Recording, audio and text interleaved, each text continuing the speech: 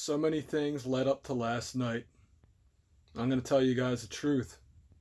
I am feeling a sense of relief. As you may know, I'm a moderate Democrat that definitely leans a little to the right, we'll say. If you really want me to give you a breakdown of the issues, I'll leave it in the comments. But uh, the time is not now to celebrate. It's really just, all right, what's next? What's this country going to do? Like, seriously, or is it going to be able to dig itself out of this national debt?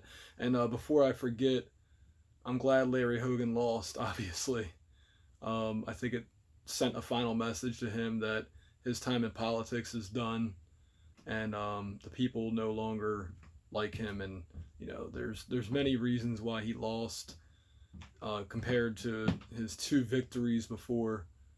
But I'll leave that for another video after I see his concession speech and all that. But you know, why did the Democrats lose this time around at the presidential level? It's really simple. Men are tired of being scrubs, and women are tired of dating scrubs. You know, and it's not because people aren't hardworking. It's not because people aren't working smart. It's just when you have the central banks printing so much money and devaluing the currency, no matter how hard you work, no matter how smart you work, unless you are in the top 10% of income earners, then you're not doing good. And even if you are, you're worried that you may lose that one day. So there's no economic stability. And when you have economic instability, which is what we had in 2020, if you think about it like this, in 2020, we had a huge amount of economic instability. So, Trump ended up losing that election. Whether that was legitimate or not, it doesn't matter. He wasn't the president for, the next 4 years after that. But this time around, number one, a lot of states did secure their elections. There wasn't a bunch of ballot dumping happening. Trump, it looks like, is going to win the popular vote as well, which I think bodes well for him. The Senate went to the Republican Party, and the House is looking like it's leaning right, but we'll see. This is my true hope. No matter who wins, I hope the American people end up winning. Ultimately, the middle class, the working class, the retired, the elderly. I hope that the American people win and not government contractors and all this and that. It's this stuff's just been going on for way too long.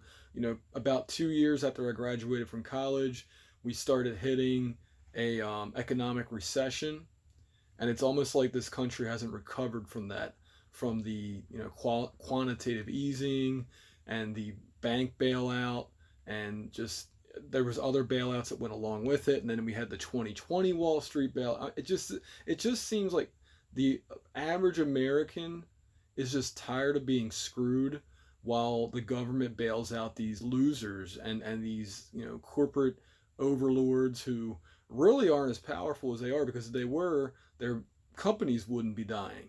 And it's like, okay, so if I make a bunch of buddies in the government, like, I can basically do whatever the heck I want, and if my business fails, they'll bail me out with taxpayer money.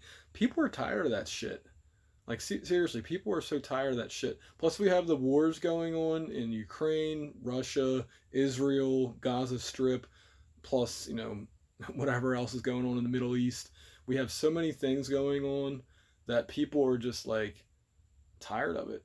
And going back to the Scrubs comment, I remember the Democratic Party saying, "Oh, the future is female." Well, women want to.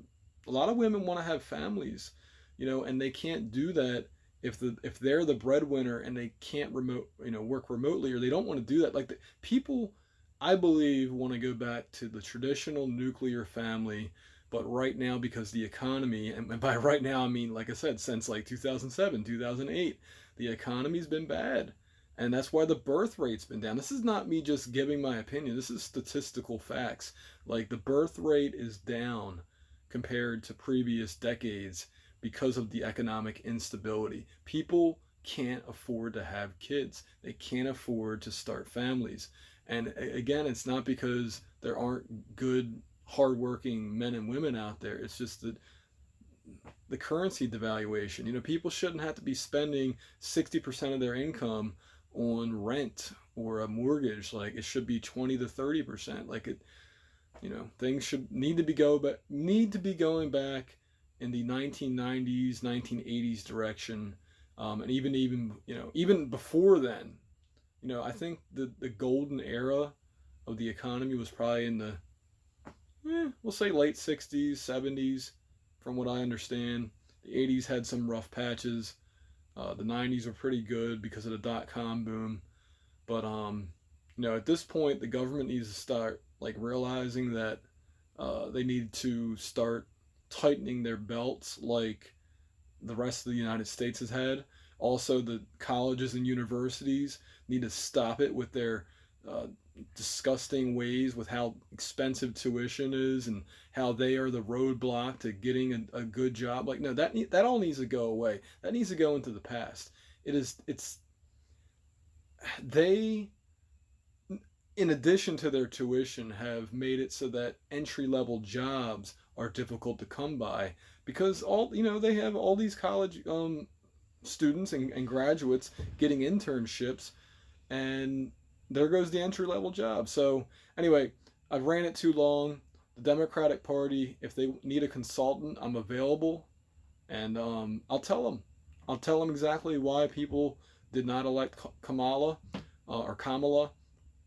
Another reason, one more reason, is that people didn't vote for her in the primary election. A lot of Democrats feel disenfranchised that when they voted for Biden and then Biden dropped out and then automatically his vice president was given it. Now, I said that was the fairest thing to do considering there wasn't enough time to hold another primary election nationwide, although they could have pulled it out. Honestly, they could have, pulled it out if they wanted to, but people took that as a big snub.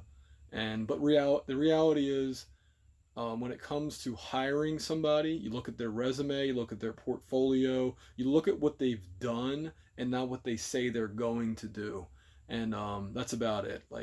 But like I said, if the Democratic Party, if the DNC wants to get in touch with me, I'll let them know because honestly, if we have good candidates out there who are running for office and making it better for the middle class, that's going to benefit everybody.